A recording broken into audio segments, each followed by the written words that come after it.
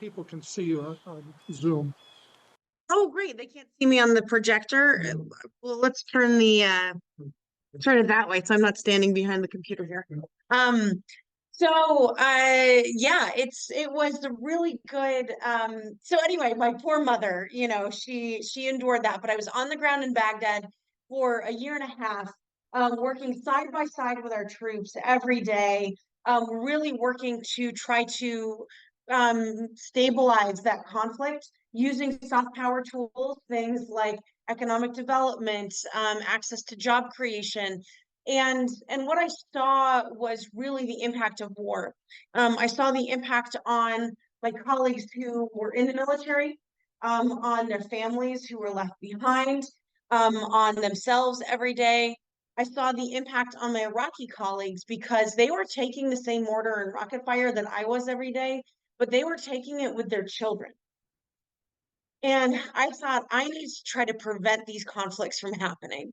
And so I really worked on spending the next better part of a decade of my life working on preventing crises around the world. I worked with the State Department. I worked then later for the military directly at U.S. Pacific Command, really trying to stabilize conflicts before they start, and so that we could keep our troops at home and keep people safe in their own communities. And then it felt like there was a crisis here at home. I forget, this is a group I'm not supposed to get super partisan with, so I'll try not to, but I do want to tell some of my own story as well. There was a conflict with the rise of Trump, when he became the nominee back in 2016, I was hearing rhetoric that sounded very eerily similar to 1930s Germany. And it was a level of hatred and othering of our neighbors that seemed frightening to me. And I thought, I've seen crises around the world. I've seen how they start, and this feels like a crisis for our Constitution. And I had sworn an oath to defend that Constitution against all enemies. And so I came home. And I got engaged in politics. Some of you guys remember I ran for Congress in 2018. And I really worked to try to end this hatred and this partisanship and instead strengthen our community. But a lot of what I did also was take all of my policy wonk experience and I listened to solutions on the fire crisis. I spent the better part of 2 years on that campaign listening to solutions that our county supervisors had, that our local fire captains had, that state parks, that fire scientists had for the fire crisis. And so then when the campfire broke out in 2018, a friend of mine up in Paradise called and said, "We need help." And I thought, okay, I can come help. And so I just went up there and I volunteered on the ground. And And the first day I was there, I was helping a mom and her kids get clothes, get food. They were still in their pajamas, right, from evacuating from this fire. And and I saw the adrenaline starting to wear down on her and realized that she was starting to feel the impact of what had just happened. And I knew she needed to pause. And so I looked her in the eyes and I said, "Do you need to talk about it?" She nodded and she gripped my hand so tight. And she looked me in the eyes and she started telling me her story. And she told me that when the fire broke out, she had just dropped her kid off at preschool. And she and the teachers realized they needed to evacuate that second. And none of the other parents were going to make it back. So they loaded all of these toddlers into her Suburban and she drove through orchards to evacuate. She made it out. She totaled her car. And then she had to figure out how to reunite toddlers with their parents in the midst of 52,000 people being displaced and no cell service. And she did it. But every person I met had a similar act of heroism, a similar experience of trauma. And it was a level of trauma that I personally had not seen since I had been on the ground in a war zone. But this was happening to our neighbors. This is happening to you, right? This is our community. And so I thought I have devoted my life to trying to prevent crises around the world And now one of the biggest crises that I have seen is happening to my community. And so then I've devoted the next 4 years of my life, until a few months ago, to full-time working on preventing the fire crisis. I was very honored to join the California Natural Resources Agency as Deputy Secretary for Forest and Wildland Resilience, which is basically fire prevention. And so that's the parent agency for Cal Fire, State Parks, Fish and Wildlife, Sierra Nevada Conservancy, right? You engage with all these groups every day. And so what I did is I worked hand in glove with Cal Fire, State Parks, Fish and Wildlife, and I said, what do we need to do? What do you need to do your job? Because we had models that were working, they just were not scaled to meet the scale of this crisis. And so I designed a program that would actually invest in prevention. And so that's what I want to take some time to tell you guys about today. You've just heard a lot about fire, but a lot of what's come out of the federal government is modeled on what we've just done in California here. And we created a program that was a giant green arrow that said federal government put money here, get our tax dollars back working in these communities.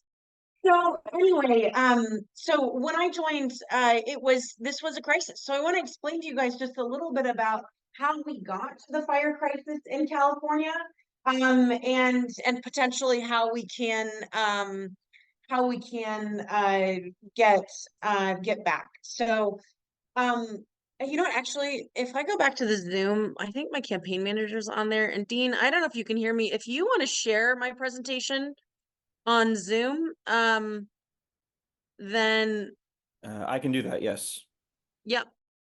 So the California fire crisis, right, as you've heard before, fire is a natural part of California's ecology, right? California Native American tribes had been managing with fire for millennia throughout California, and so it was colonization that caused that natural management to start being eliminated. And then you had the gold rush era, where our fire resilient forests were clear cut. 98% of California's forest lands were lost to the Comstock load. Our big old growth forests were lost then. Then what grew back in its place were homogeneous, kind of the same species, and weak trees at really high density. A professor at UC Berkeley estimated that we're supposed to naturally have about 40 trees per acre throughout the Sierra and these pine forests. And instead, what we currently have is about 400 trees per acre, in part because of that replanting that happened in the late 1800s and early 1900s. The conservation movement came in, and Dean, you can forward some slides here. Yeah, here you go. Conservation movement. There you go. John Muir, Teddy Roosevelt, Gifford Pinchot, you know those names. The conservation movement came in and created this radical concept of public land. And instead, and this was an amazing moment, right, for America. However, Congress hated public land. They did not want to protect it. And so instead of preventing public land from existing, they cut the enforcers. The Forest Service was created to protect public land. Congress refused to fund the Forest Service.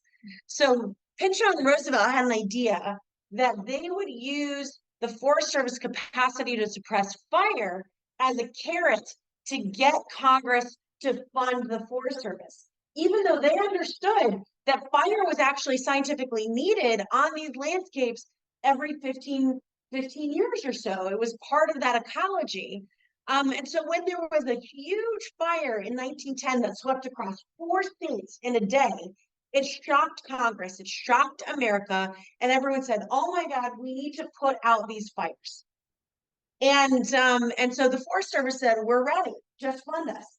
And so the Forest Service got funded as a fire suppression agency. That's where Smokey the Bear came along. He's not really our friend. And that's where you get what was called the 10 a.m. policy, which is fires out by 10 a.m. And for me, that's a really critical lesson, that the science was traded off for political convenience, right? And 100 years later, we're paying the price. And so I want to make sure, and I grounded our strategy in California to be a science-based strategy so that 100 years from now, they look at us and they say, you did it right. Thank you, rather than thanks a lot. You know, so next slide. So we really invested in these programs, but what happened is that the Forest Service, even though the science started to change, we knew what needed to get done. The trees were still overly dense. You still had that 400 trees per acre. So you have the dense forests throughout California and the Sierra meeting climate change, hotter, drier conditions, warmer winters. How many of you guys have heard of the bark beetle? How many have had to remove trees killed by the bark beetle? There you go. Everyone knows this. So beetle kill started happening in part because our winters were too warm and their natural cycles were not killed off. You also had drought-stricken trees that were too weak to produce enough sap to push the beetles out. And so we started losing trees at a huge scale to these beetles. In the drought between 2012 and 2015, we had 169 million trees die in the Sierra. Then fast forward to 2020, those dead standing trees started to fall over and become ground fuel. That's like 30-inch diameter tree, right? CAL FIRE does its ground fuel modeling based on 3-inch diameter wood. So when you have all these dead trees that hit the heat waves that we got in 2020, do you remember the heat waves of the summer of 2020? We clocked in 130 degrees in Death Valley, hottest single recorded temperature on the planet ever. And that summer, that dried out all of that dead wood in the Sierra and in our neighborhoods and in the grasslands. It dried it out to drier than kiln dried wood. So that when we got those lightning strikes in 2020, right, when you had 1,100 fires start on the same weekend from lightning, it meant that the conditions were incredibly dry. We had 4 million acres burned. But there's a fire I want to show you in particular, this one that's on the screen here, that broke out near Shaver Lake, because it was unprecedented. It shows how big of a crisis this was. This is a cumulus cloud. That's a weather system created by a wildfire, right? You've seen them here. We had them for the Caldor fire. We had them for the Dixie fire. We had them for the Tamarack fire. Even the Dutch fire a couple years ago. Like, we get pyrocumulus now on the regular. But this went 50,000 feet into the air. And it did that because the heat signature on the fire was unprecedented. I was talking to a fire scientist who was explaining to me that there was a phenomenon called standing combustion. Usually when a fire burns, it smolders in the middle and it has a flaming front on the exterior of the fire, right? These fires with standing combustion means that you had an active flame throughout the entire 100,000 acre footprint of the fire all at once. This fire scientist at Berkeley was telling me he had not seen when the Creek fire broke out, he had not seen standing combustion at that scale since the bombings of Dresden and the fire bombings of Tokyo from World War II, right? It was a war zone in our watersheds. And so this was critical, right? We needed to prevent this because I was talking to firefighters on the ground for this fire, and they said that they knew that column was going to collapse when it had logs falling from the sky. This system, when it came down, you can see fires that have it because they're this huge round circle. It comes down kind of like a splat, and it pushes out hurricane force winds of fire in every direction in a radius. So the fire grows exponentially almost instantly in every direction. It's very hard to escape. We had no fatalities in this fire only because we had fuel breaks along the roads that we had put in with the National Guard crews earlier that year. And we were also but you can't suppress it, right? You can't fly in helitankers when it gets this big and put out that fire, right? And so what we realized is we couldn't only suppress our way out of this, we had to invest in resilience, and we had to invest in resilience at scale so that these fires wouldn't get to this level. Next slide. And so what we started seeing though was these impacts, next slide too. They had huge ramifications throughout. What this slide is supposed to be showing you is that the Sierra Nevada had the most acres burned between the 2021 and the 2022 fire season from any year since the 1900s when they started recording. And remember, the Sierra Nevada is 60% of California's water source, right? It's not just the snowpack that holds the water, it's the permeability of the soil in which water is able to come into these high alpine wetlands. You guys know this Placer County Water Agency is investing in French Meadows project, right? High alpine wetlands, they're like sponges. They get the water at the top. It permeates into underground aquifers, and then sheds the water throughout the rest of the year. And so, this work is really critical because not only are you seeing catastrophic fires causing being a result of climate change, it then exacerbates drought when you have catastrophic fires in the upper watershed, like the million-acre Dixie Fire that PG&E just paid $45 million payouts on. The Tamarack Fire and the Caliber Fire, they were all upper watersheds, impacting those high alpine wetlands, impacting the permeability of the soil, right? When I got to the footprint of the Dixie Fire a few days after, in October of 2021, it was just a few days after it had rained, like 11 inches, which is what finally put that fire out. It had burned so hot that it changed the nature of the soil to clay. It's a phenomenon called hydrophobic soil, which meant that when I dug up that clay layer, the ground underneath was bone dry.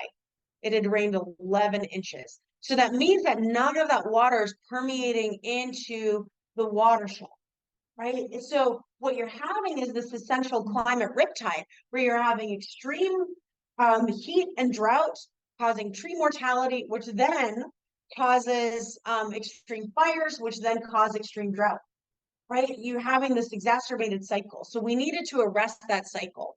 Dean, if you want to go forward in the slides. So we designed in the state was a multi-billion-dollar program, next slide, that was essentially that's supposed to show you that we increased the funding to $3 billion over 3 years from what was before $200 million a year starting in 2018. This is not any of the federal funding you heard about, right? This predates all of that. And just to give you a sense of it, California made this investment. And so what we did is we invested in a program that really addressed 3 core fronts of fire resilience. Next slide. We invested in programs that worked across entire landscapes, invested in programs around communities, and in programs inside of communities.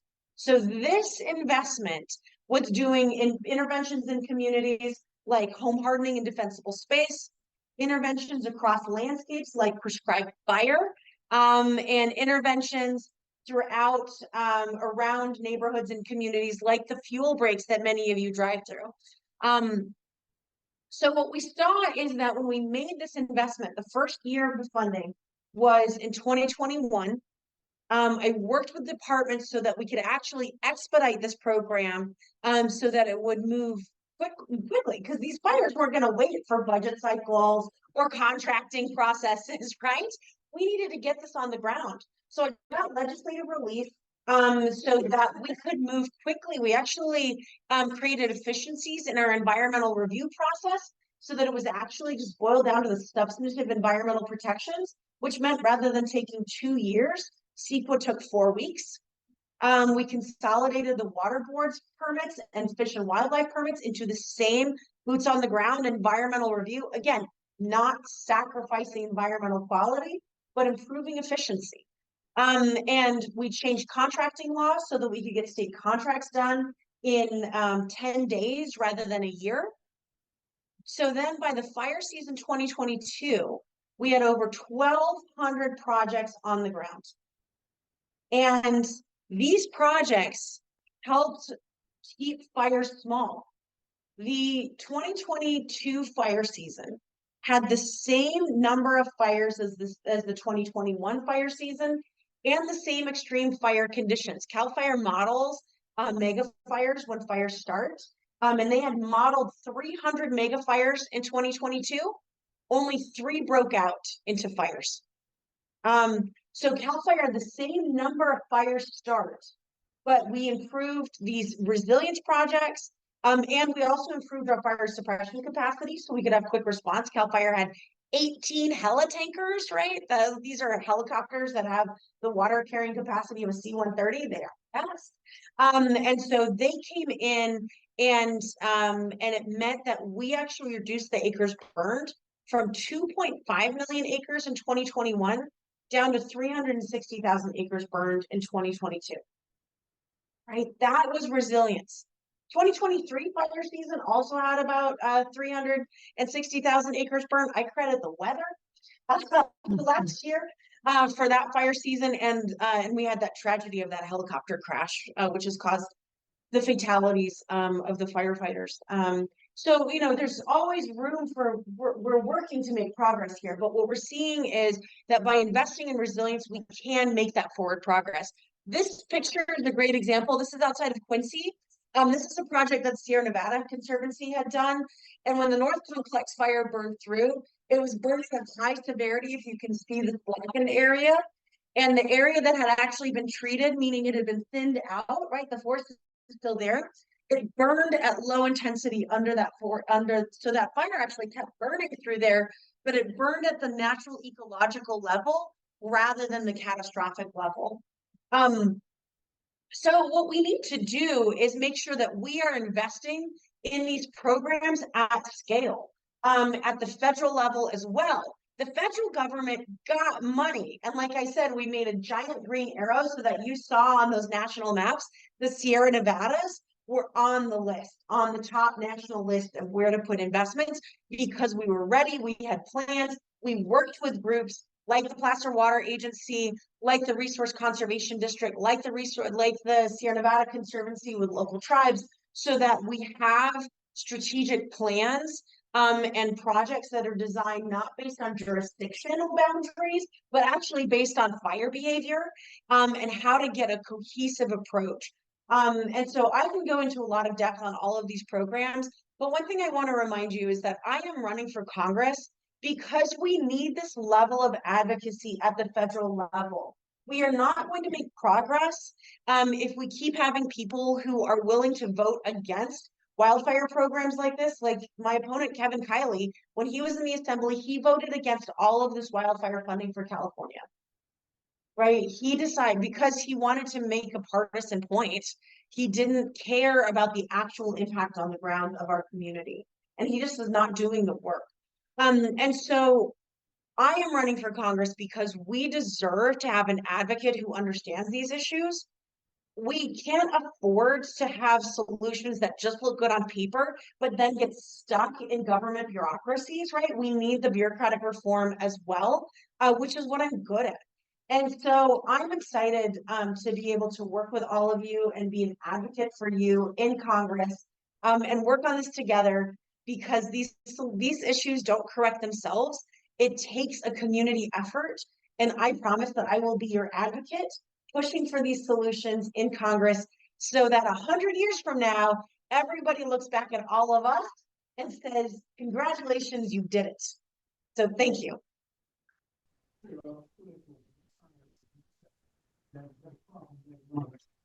Yeah, you know, CAL FIRE's been really thoughtful about fire retardant, right? They use water where they can, and use retardant only when you're going to see a catastrophe. Fire retardant is actually phosphorus, which is a fertilizer, right? And so the thing it causes environmental problems is that it's putting poison out. It causes something called eutrophication when it gets into water, which is an algae bloom, right? So it takes something off.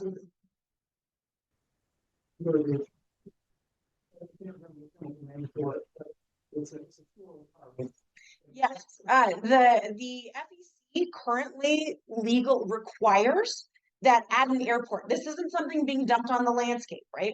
But that at an airport, they have a specific fire retardant that can put out jet fuel on site at airports, and that does cause problems, right? And so that's a tension between and it puts CAL FIRE in a weird spot, right? Because they are required federally to have this. But that's not what is when the red fire retardant that you're seeing on communities, that's not a CFC. Yeah, that's fertilizer. Yeah. Yeah, what's helpful is that there's a lot of next generation technology coming on board that for fire retardant that would be used in wildfires. Again, not what's being used at airports in industrial areas, which also needs work. But what there's new technologies that I'm seeing that would actually have it be able to break down into essentially water when it's done. But we stood up to and CAL FIRE, there's air and the Forest Service have areas where they're not really allowed to dump to drop fire retardant, especially in riparian zones, and they're very careful not to do it. So, I think that there's a lot of progress that we can invest in the next generation of technologies that won't cause eutrophication. And I think the balance in terms of what we have now is that the environmental community looks at this as like, it's much worse to have the catastrophic fire if it gets going, because what that will then burn is car tires, houses, and which then release much worse chemicals into those waterways than if you had the fire retardant, which causes vegetation growth, right? Just to highlight how stupid PG&E is sometimes, because I worked with them a lot, and we all know this. One of the things they came to us with was this idea, and this is where we did put science first, and we always put science first, but this is a good example of it. PG&E came to us with this idea that they tried to push to the governor's office, and they were like, hey, we are going to put fire retardant under all of our power lines. And so I called up CAL FIRE and I was like, I don't think that works. Does that work? And they were like, no, fire retardant, one, only works if it's wet. And two, so as soon as it's dry, it's useless. And two, it's fertilizer. Why would you put fertilizer under all of your power lines so that as soon as it rains, you get flashy fuels and bigger fires? And so we pushed back hard on them, but my God, it was hard. And because what they were trying to do was play this game where they wanted to be able to say, well, we came up with a solution and the governor's office stopped us, right? And so, but one of the things I invested in this program, this wildfire resilience program actually spans 40 different, it's a whole initiative that spans 40 unique programs within state government. Everything from the fire breaks that CAL FIRE is doing to the Sierra Nevada Conservancy's forest health program that have been grants throughout Auburn here. We also invested in UC fire advisors. Those are fire scientists who then engage with the communities. They work with your fire safe councils. They work with the resource conservation districts to ensure that the tactics that the community grants that are coming from the state are actually being invested in fire solutions in a way that is science-based, smart, and enduring. Yeah.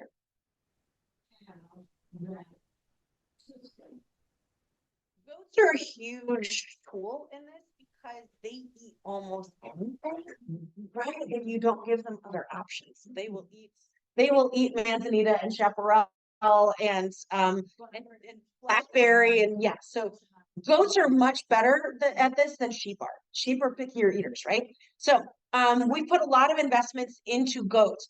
The hurdle on goats that you're thinking of isn't the contractor rule. There was a specific law that created, there was an exemption in the 8-hour work week for shepherds, for sheep, that had been consistently applied to goat herders as well, right? Because they sleep on site in trailers, and they do this work. So the shepherds for goats and sheep were said, okay, great, you guys sleep on site, you're not working the whole time that you're out there, you get paid for an 8-hour day, for doing a shift, not for 24 hours that you're in your trailer, right, on site with the goats. 2 years ago, one of the state legislators, the Department of Labor, made a ruling. This is what impacted this. They made a ruling that said, actually, the law really says that's just an exemption for shepherds, not all ungulates, right? So goats were out. So what that meant is that if you have sheep, fine, you can pay them $14 an hour, 8 hours a day, and they can do that work. For goats, you're paying them $14 an hour, 24 hours a day, which means you're getting $14 an hour on $164,000 a year salary. Which, would be amazing, but it essentially makes goats a luxury good rather than an affordable tool for fuel reduction, right? It priced them out of the market. It was something that I fought hard at the state. What we did is we did get an exemption for that to extend the sort of to say this applies for goats for an additional 2 years. I was not good enough, right? Because the law actually needs to get changed, not just a temporary stay. And also these shepherds, I don't know if you've met a lot of the shepherds that come and have goats. They're often coming in from Peru. So they're on 3-year visas. And so you had this phenomenon in California when we most needed goats, and I worked with the range management committee to try to change this, that they were coming in for 3-year visas. We got a 2-year extension so that they could pay 8 hours, 8-hour shifts rather than 24-hour shifts. But they're like, well, we got to have these guys for 3-year visas. Should they come in? Should they come out? Should we keep our goats? Should we not? And you started having people sending goats to slaughter and starting to get sheep. Right? And because it wasn't affordable for them. And so we kind of put a pause on that, but it's not solved yet. Right? And it was great to have had somebody when Kevin Kyler was in the legislature, he didn't do anything about it. Right? And so, here we are in state civil service trying to push for these solutions, but in Congress, we could fix it. Right? You could just make that exemption national and ensure that it includes goats, and then everybody would be included. And so that would be very helpful. So he hasn't done anything. Yeah, I mean, he's been up there standing and putting his efforts into, he didn't even meet with us on the Federal Wildland Fire Commission when we gave the report, and came and delivered the report on fire resilience, this federal report that you're hearing about, biggest bipartisan effort. Right, he didn't meet with us. Even the Placer County Water Agency came. He didn't meet with us, and so yeah, he's been standing there, sort of talking about hyper-partisan issues. He voted against reproductive rights for women in the military. Right, he is spending time sort of focused on cable news, like talking points, as opposed to actually substantively doing the work that we need. I mean, who was my partner in the legislature and all of this? Like Brian Dolly was amazing at pushing this in the state legislature. I worked on a lot of this with him, right? These are bipartisan issues. And so we need people who are bipartisan problem solvers to come in and be willing to understand the details of what's going on and why and tackle it. Yeah. How many of you guys have had your homeowners insurance go up? Yeah. All of you, right? Yes. Everybody. And it's unattainable, right? I mean, it's just, or lost. How many of you lost your homeowners insurance? Right? Yeah. How many of you guys went on to the FAIR plan? Yeah. How incredibly expensive is that? Yeah. So it's not sustainable, right? My cousin lives in Pollock Pines, and he works as a custodian at a school, and he owns his home. He's really proud of it, and he had to take out a second mortgage on his house to be able to actually afford the insurance, right? And so it's becoming untenable, and it's also untenable from an insurance perspective.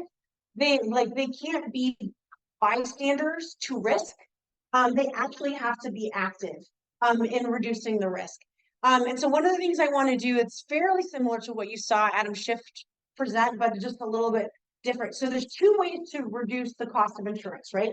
2 things that are impacting it. The real risk on the ground, right? The real risk of having a fire. So that's a lot of the work we've been doing for the state that is trying to reduce that risk. We will get a lot further when the federal government, which owns 57% of the forest lands in California, starts moving at that same pace with that same scale of investment. So we have to reduce the real risk. The other area is actually the reinsurance. That is the insurance that insurance companies buy.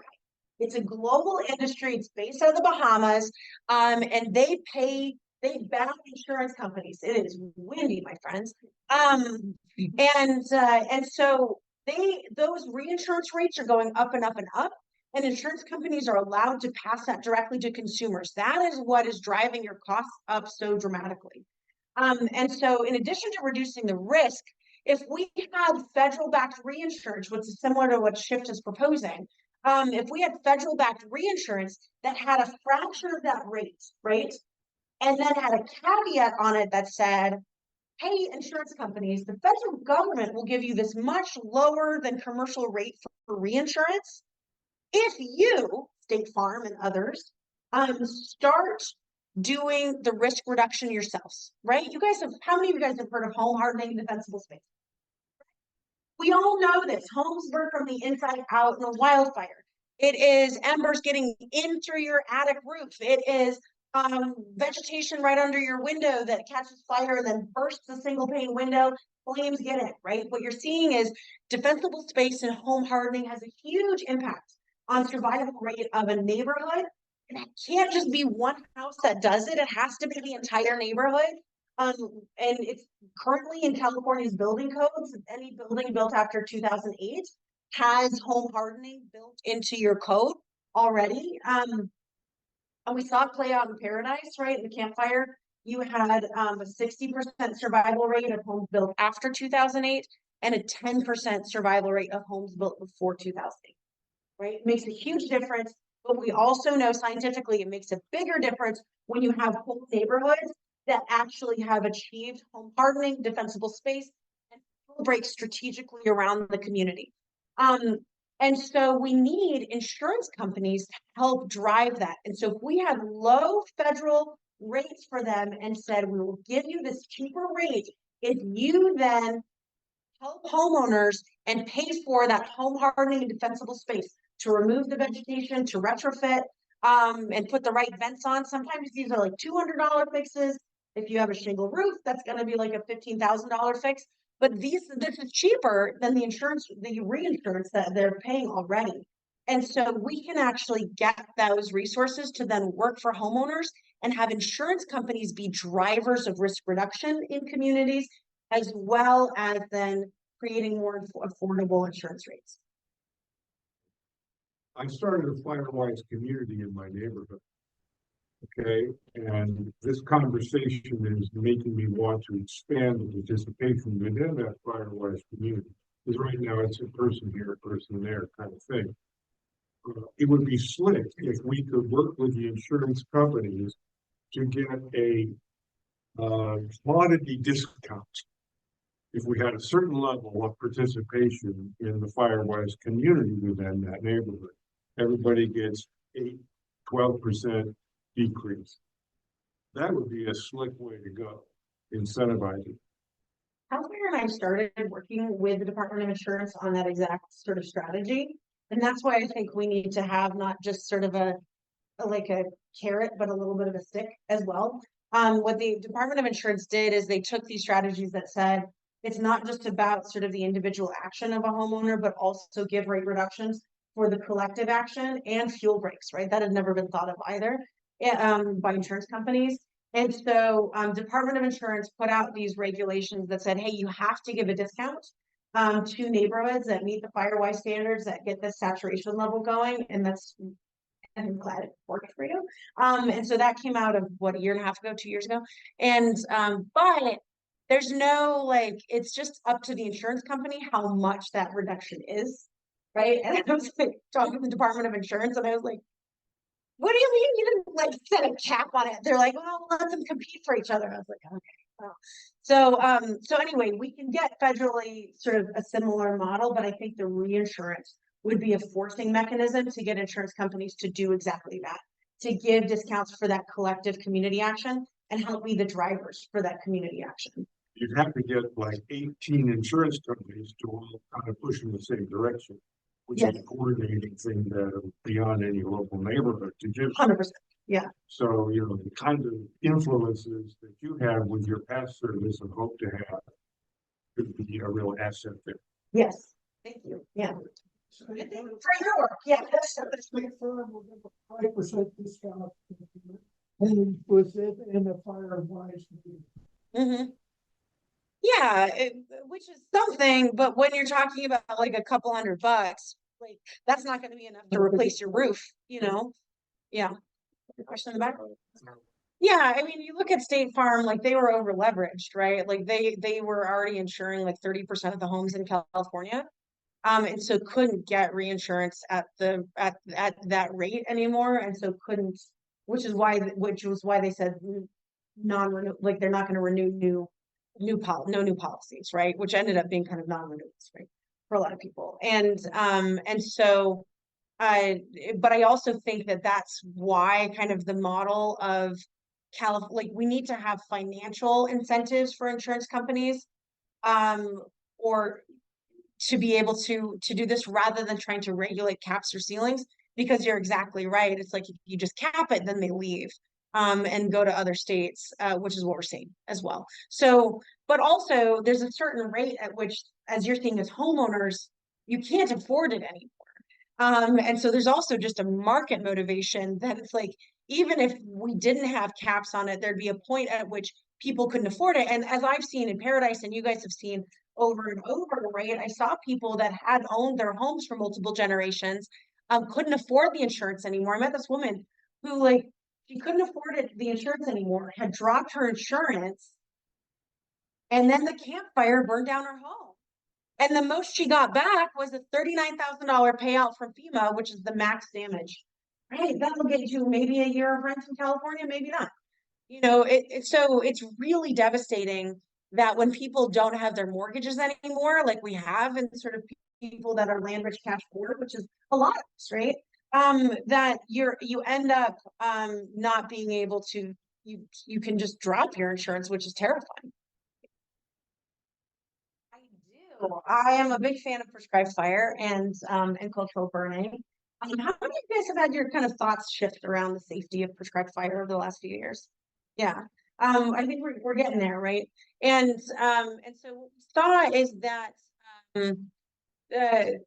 you like a great example, like there was a 3,000 acre prescribed burn outside of Kirkwood that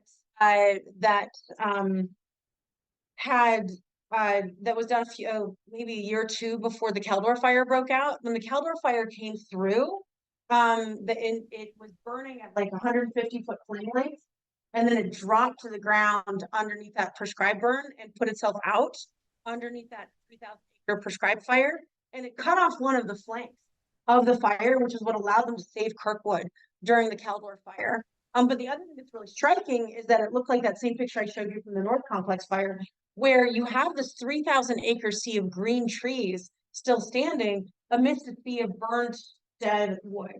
And so to do a prescribed fire safely, you often go in by hand first, right? And do what fire would have done by hand.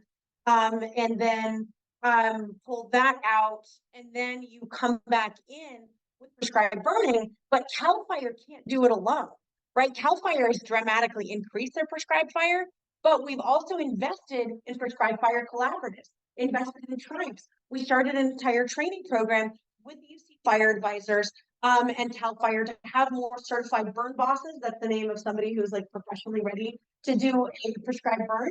And so to get more people and equipment on the landscape. But then there was another hurdle that we encountered, and that was, again, insurance. That if you had a ranch, or you were a private homeowner, even if you had the equipment, the tools, the capacity, and the training to do it, you couldn't get insurance.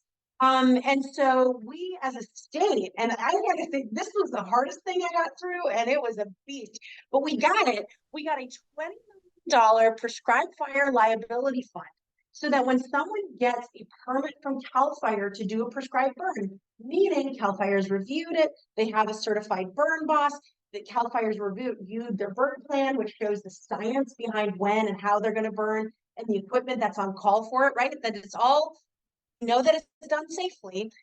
When they get that permit from CAL FIRE, they are automatically enrolled into liability coverage. by the state because it is cheaper for us to prevent these catastrophic fires. And rather than having this action not take place. And this was the first, the liability program came on the ground in May. And this was the year we had the most prescribed fire in the state. It became a state. And so that was really exciting. We also included tribes in this so that cultural burners could have that same protection as well. And so it was really exciting that like we kind of dug into the weeds on it. I mean, the last thing I'll say about prescribed fire, because I also think it's really helpful environmentally as a tool, because a lot of these species need like there's a fuel break up in along the American River in Colfax that was designed with CAL FIRE, the Native Plant Society. And were you part of that? Oh my gosh! Favorite fuel break. Because you guys designed it with CAL FIRE to have it be monarch butterfly happy. Like it's amazing. You've got morning glory and milkweed. Man, we've been doing it with we discovered a whole area filled with ladybugs. I mean, still, ladybugs. He's one way to work on it. I just not believe that we're going to do something else to it. That's amazing.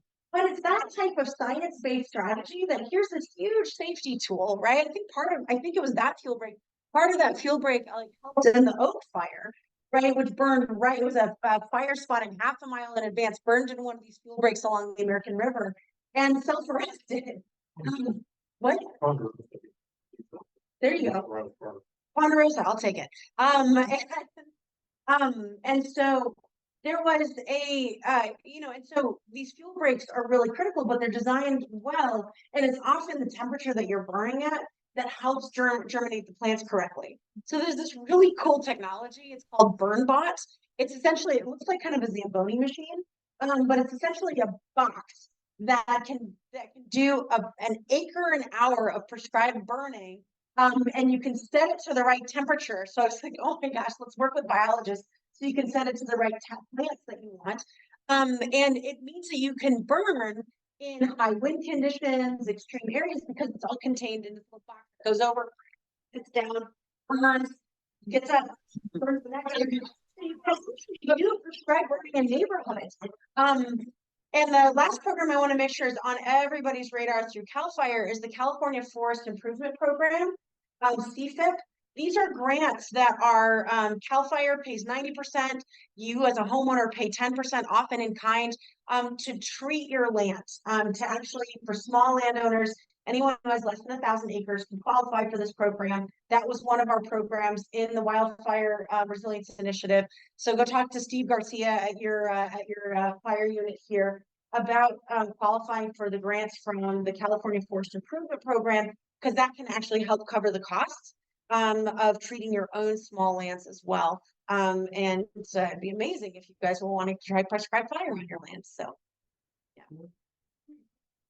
Well, that's a great question. Thank you. So we've got, I'd love for you guys to sign up to volunteer.